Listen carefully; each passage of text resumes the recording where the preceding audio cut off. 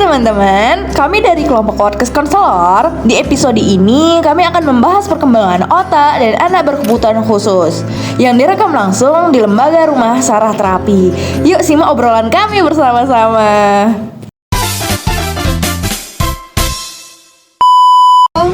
Hai teman-teman, kembali lagi bersama kami dari kelompok konselor. Nah, jadi di sini kami itu akan membawakan materi dan mengangkat mengenai masalah anak berkebutuhan khusus. Nah, sebelumnya ini kan tak kenal maka tak sayang. Jadi ibu biar para penonton pada kenal sayang sama ibu ini, boleh tak sedikit waktunya untuk perkenalan singkat nih kepada para penonton? Oke, boleh. Jadi mari kita persilakan kepada ibu, kita silakan waktu dan tempat.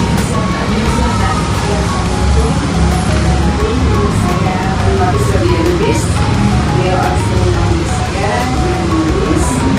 Saya adalah dari lembaga masyarakat. Oke, sudah kita dengar tadi. Halo, kembali lagi bersama kami yang mengangkat tema mengenai anak berkebutuhan khusus. Nah, jadi di sini untuk membersihkan waktu, mari kita langsung masuk ya. Jadi Ibu, kita mau ngasih tahu para penonton nih sedikit edukasi. Jadi gimana nih Bu? Mendasarnya itu sebenarnya anak berkebutuhan khusus itu apa sih Bu pengertiannya itu? Lebih gimana gitu? Anak berkebutuhan khusus itu mengalami dia sosialisasi, perilaku, dan berinteraksi kepada teman-teman yang lain. Kurang ya Bu? Ya, itu ciri khas daripada mereka yang mengalami sosialisasi.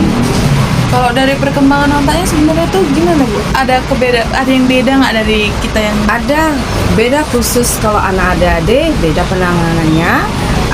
Anak disleksia, anak Asperger, anak autis ASD itu beda-beda. Tetapi kalau untuk motorik halus dan kasarnya itu sama semua. Kalau contohnya untuk anak ADHD dia kan diobati dulu. Kalau anak SD dia diterapi dulu gitu. Biasanya Bu, untuk anak yang seusianya cara berpikir kembangnya Biasa kalau untuk anak ASD dia itu kita lihat dulu sampai mana dia untuk perilakunya, nggak bisa asal terapi aja. Nah, seandainya terapi dia perilaku dia jelek, kita bagaimana mau menterapi dia? Duduk aja dia nggak bisa dengan baik, gitu kan? Terus menjadi, nah kita stimulasi dulu gitu supaya dia merasa lebih tenang gitu. Baru kita tahu observasi tadi dia tahu bagaimana kita cara mengerjakannya. Nah, kalau untuk anak ADHD cara berpikir mereka tuh beda dengan anak ASD. berarti pola pikirnya juga Iya, berbeda. Jadi ada di sini juga anak kesulitan belajar. Nah, itu juga cara berpikir mereka tuh juga beda. Semua anak-anak tuh beda-beda. Jadi cara penanganannya kalau ada yang sudah diagnosa sama dokter gitu kan, bosannya dia anak ADHD, di situ tertulis nanti bosannya apa yang harus dikerjakan untuk anak ADHD, untuk anak ASD gitu kan. Nah, di situ kalau sudah ada nanti diagnosa dari dokter, kami tinggal enak mengerjakannya. Tapi kalau anak yang belum didiagnosa, kami observasi dulu kan. itu Bu, biasanya kan kalau misalnya dari ADHD sendiri lah, itu kok biasanya pola pikir mereka tuh tetap berbeda atau gimana tuh? Atau Beda jauh, penanganannya jauh sama anak-anak yang untuk ASD itu beda. Itu caranya beda kan. Kalau mereka itu kan anak ASD itu ngoceh tuh, suka tuh mau kayak mana dulu ngomong aja gitu. Tapi pas kita ajak bicara gitu kan, dia tidak mau melihat kita gitu. Tapi dia tetap mengalihkan matanya, terus tapi dia mengatakan terus apa yang ada di pikirannya. Nah, gitu. Bagaimana? termasuk hiperaktif ya? Itu anak ADHD, anak hiperaktif. Terus ini Bu, bagaimana nih proses pemeriksaan awal ketika anak pertama kali datang ke lembaga terapi ini? Biasanya kalau misalnya itu seperti saya bilang, kalau dia orang tua muridnya tidak mau didiagnosa anaknya, kami observasi dulu. Nah, tapi kalau dia sudah ada diagnosa dari dokter, di situ nanti ada tata caranya itu untuk mengerjakannya. Ada tuh nanti selembarannya gitu, kenangannya. Oh ini anak adik-adik gitu kan. Oh ini anak ESD gitu kan. Nah kalau tidak ada diagnosa, kami observasi selama 1 minggu. Tahu gejala anaknya. Iya, karena kan kadang orang tua kan untuk biaya untuk diagnosa itu kan mahal, 650. Kadang orang tua miss kami nggak mampu lah gitu. Oh ya udah Bu, kami tidak memaksakan. Nah, pernah suatu saat kami paksakan di sekolah ini untuk diagnosa gitu kan. Mereka mundur. Kenapa? Saya tanya, kenapa? Karena itu tadi biaya. Nah, tapi setelah di sini kita tangani itu 1 minggu gitu kan, nah, kita ketahuan anaknya di mana, tapi kita tidak bisa mengeluarkan diagnosa. Cuma kita bisa bilang kepada orang tuanya aja bahwasan dia anak berkebutuhan khusus. Kami tidak mengatakan dia contoh anak ASD, anak Asperger, anak disleksia. Kami tidak bisa. Yang bisa itu hanya ahlinya. Kami hanya tempat terapi aja. Terus Bu, terapi apa digunakan di sini untuk membantu perkembangan otak? Terapi kami di sini yang paling utama ada ABA, Applied Behavioral Analysis, yang artinya terapi perilaku.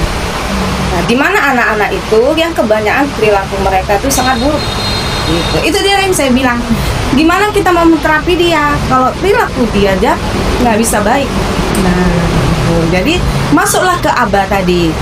Masuk ABA tadi, baru kita kasih motorik harus dan kasarnya yang katanya itulah OT-nya, itulah SI-nya, cuma kita nggak membuatnya di situ, tapi motorik ya halusnya stimulasi. Terus biasanya perubahan apa nih yang paling cepat dilihat setelah anak Perilaku. rutin? Perilaku ya. Contohnya salah satu anak yang hiperaktif, yang tidak bisa dia termasuk anak ASD, dia bisa duduk bagus dalam 1 minggu. Nangis-nangis stimulasinya juga ya. Jadi Bu, kira-kira kalau perilaku mereka itu bagaimana kalau nggak sesuai dengan keinginan mereka gitu? Nah, itu yang paling sering terjadi untuk anak ADHD. Nah, bagaimana caranya kami mengatasinya? Gitu kan. Satu, kami masukkan terapi namanya Al-Quran. Selain dari ABA, kami masukkan terapi Al-Quran di mana anak-anak itu di belakangnya atau di depannya kami istighfarkan. Atau kami bacakan bismillah. Kadang mau ikut dong itu. Nggak bisa ikut, cuma dia jadi lebih sabar. Terus kami tanyakan kepada anaknya mau apa gitu. Nah, misalnya nanti dia tunjuk-tunjuk gitu kan, oh mau minum atau mau main-main, kami kasih dulu, kami tenangkan dulu. Setelah dia tenang, itu dia cara menangani.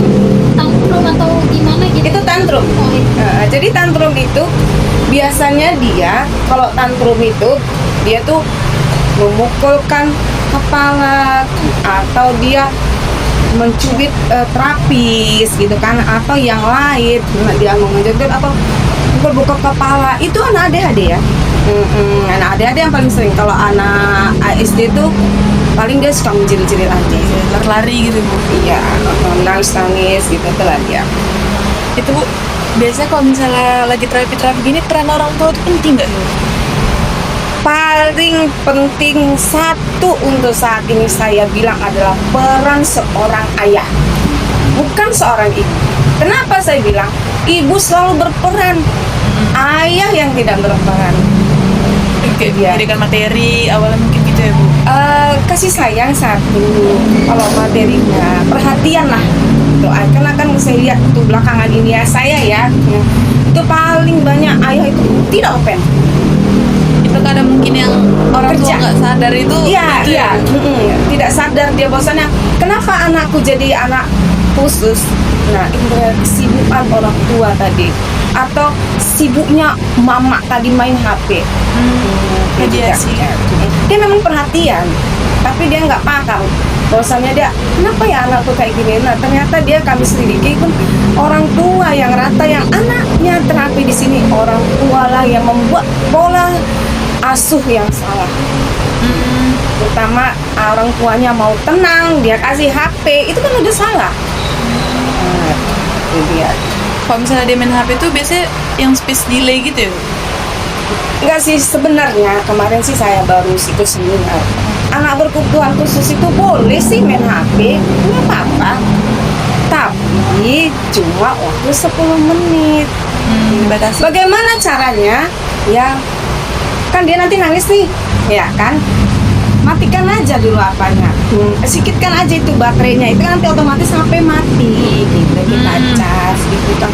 Janganlah tidak dikasih. Tapi kalau misalnya dia anak speech delete, nah itu bisa dikasih.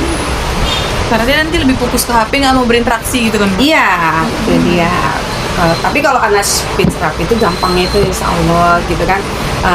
Dan kasus kami di sini kalau hanya dia anak yang sudah telah bicara, itu kemungkinan 2 atau 3 bulan jauh lebih dekat. Karena Bu, kalau misalnya gejala-gejala awal itu kayak misalnya anak berkebutuhan khusus ini bermacam-macam Bu. Iya. Kalau sindrom, ADHD, itu kadang kita mengetahuinya itu gejala-gejala di awalnya itu gimana Bu? Kalau di anak sindrom ya, Down syndrome itu kita pun nggak kalah melihat dari dia begitu lahir dia nampak langsung. Kenapa saya bilang nampak langsung? Wajah tidak bisa ditokohi, kulit tidak bisa ditokohi, jari-jari tidak bisa ditokohi. Bagi orang yang awam mungkin tidak paham, tapi gampang tuh. Wajah sudah beda dengan anak biasanya. Tetapi kalau anak autis tidak, wajahnya normal.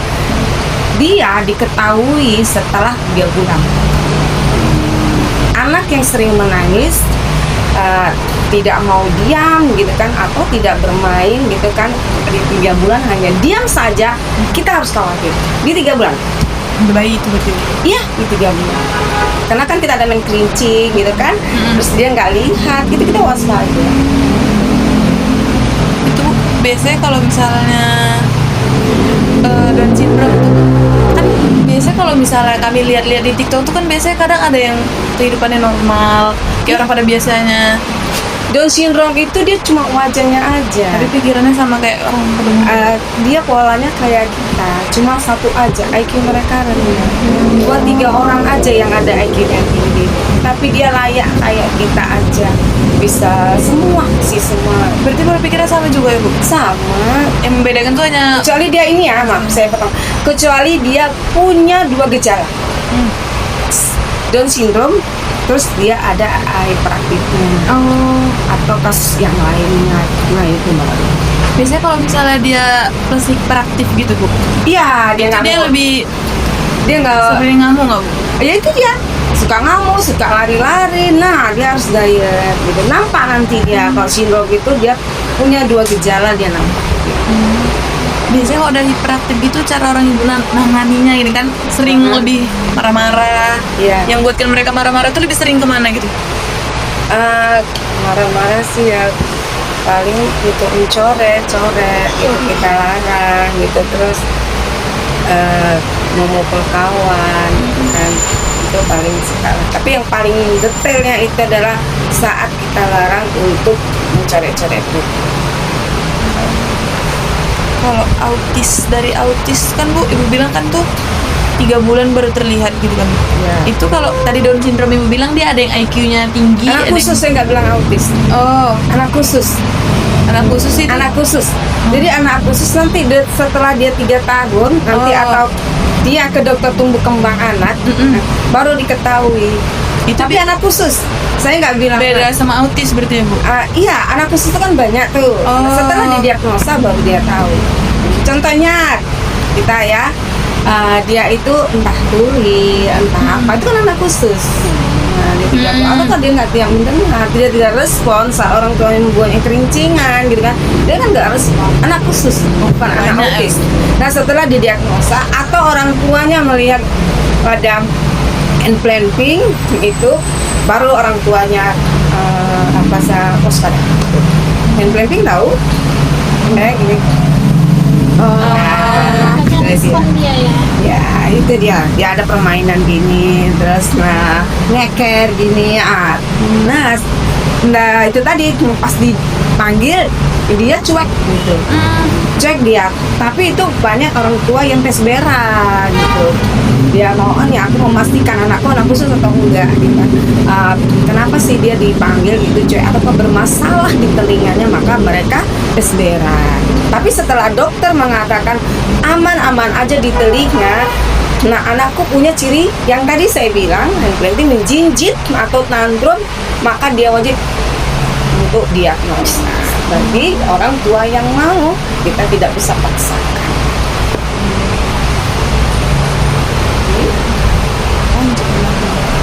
Jadi Bu, kalau misalnya dari anak berkebutuhan khusus lah Bu, apapun itu bisa ada yang sembuh gitu nggak Bu? Kita nggak pernah katakan Nabi Muhammad aja cuma dia yang sempurna. Sementara kita aja pun masih yang namanya 98. Nah, anak berkebutuhan khusus itu biasanya dia layak menikah itu 90%. Alhamdulillah sejak kami di sini, anak kami di sini, anak Tanjung Morawa, dia anak ADHD dan layak di sekolah, namanya sekolah umum, sekolah inklusi, tapi yang mana di sekolah itu menerima inklusi gitu, dinyatakan sama psikolog dia 85% sempurna untuk anak-anak, betul anak-anak betul. Dan sekarang anak itu kelas 3 SMA, alhamdulillah dia juara. Itu anak di Tanjung Morawa, dekat SMA Negeri 1 Tanjung Morawa. Dan satu lagi, alhamdulillah anak kami yang anak dia berkasus, dia anak Asperger, dia sudah sekolah di sekolah IT di Tanjung Morawa dekat Sujuya. Alhamdulillah dia sudah normal seperti anak biasa. Masya Allah. Kalau anak berkebutuhan khusus itu biasanya ada larangan makanan nggak sih Bu? Banyak kali tuh. Tapi beda-beda ya Bu? Hampir semua sama.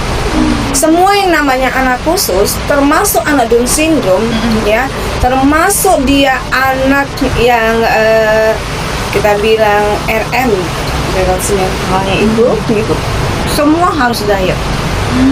Contohnya apa diet itu? Susu, gula, terus roti, terus ada sih pantangan-pantangan tertentu anak yang ASD gitu, ada buah juga yang nggak boleh dimakan, ada. Kalau coklat gitu Bu? Coklat juga nggak boleh, tepung itu juga nggak boleh. Nasi masih boleh Bu? Nasi boleh, tapi ada orang tua murid yang dietnya ketat, dia makannya nasi merah, nasi hitam, itu yang dietnya ketat. Itu kok mereka melakukan diet tuh kenapa gitu? Kalau misalnya mereka makan nih, misalnya orang tuanya nggak tahu, misalnya makan gula tiba-tiba di dapur, Ya dia hiperaktif. oh memicu dia jadi Dia lebih aktif nampak ya Bu? terus. Contoh ya, anak saya kasusnya namanya Siasa. Nah dia sudah besar nih, udah besar. Orang tuanya merasa, ini anakku sudah bagus nih. Nah dia kasih mie Aceh loh, cuma mie Aceh, tapi langsung nampak dia apa? Contoh tantrum, mulutnya nggak bisa diam, kelakuannya aneh, itu jelas. Ada yang cepat, yang 1 hari itu habis, ada yang 3 hari, bahkan ada yang seminggu dia bakal normal lagi seperti biasa. Dan susahnya apa? Satu, tidur, tidak bisa diatur. Kita aja contoh gini, gitu terus, nah gitu, terus ini apakah kepala? Kepala ya Bu? Iya, nampak. Jadi kami nggak usah dikasih sama orang tuanya, kami udah tahu. Jadi Bu, kalau itu makanan tantangan, kira-kira makanan apa yang paling dianjurkan untuk anak-anak yang berkebutuhan khusus? Tepung beras, tepung sagu, tepung telur juga nggak apa-apa. Itu yang paling dianjurkan. Iya, Buat paling dalam dianjurkan. bentuk makanan. Apa boleh, peyek boleh, pokoknya boleh lah diapakan boleh. Diolah apapun. Boleh, nah, semua boleh, asal jangan pakai gula. Gula boleh, gula apa? Gula merah. Tapi lihat gula merah sekarang kan ada campuran dari gula. Iya banyak. Lihat deh, kalau saya sih sering ambil dari Mandailing Natal, tapi sekarang Mandailing Natal Lagi banjir ya. timpa musibah. Iya.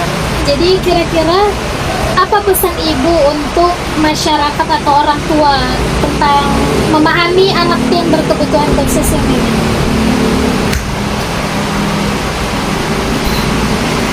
anak saya juga anak khusus. Cuma satu ya, peran orang tua sangat penting. Anak saya tidak mempunyai bapak, tapi sayalah yang mendidiknya sebagai keluarga. Itu aja. Untuk orang tua, nggak ada yang lain. Bimbinglah anak, jangan kasih anak di tempat terapi langsung percaya. Maksudnya gini, ini anakku terapi nih, aku kasih sembuh, nggak bisa. Tetaplah harus terapi di rumah. Maksudnya terapi itu bantu anaknya di rumah, jangan hanya mengasih kepada guru-guru aja. Tetap terapi, tetap dijaga anak-anak khusus. Karena mereka butuh dua orang tua, mau ayah maupun ibu. Soal makanan nanti bisa, tapi peran orang tua itu aja pesan saya. Tetaplah bimbinglah anak-anak itu, mau di rumah, mau di tempat terapi, jangan biarkan dia sendiri. Sorry ya, saya nanya. Terima kasih. Anak saya ya nggak ada bapaknya. Terima kasih Bu pesannya. Para penonton, itulah tadi pesan dari Bu Gita untuk kepada para orang tua. Sekian, terima kasih. Kami pamit undur diri. Assalamualaikum warahmatullahi wabarakatuh. Waalaikumsalam.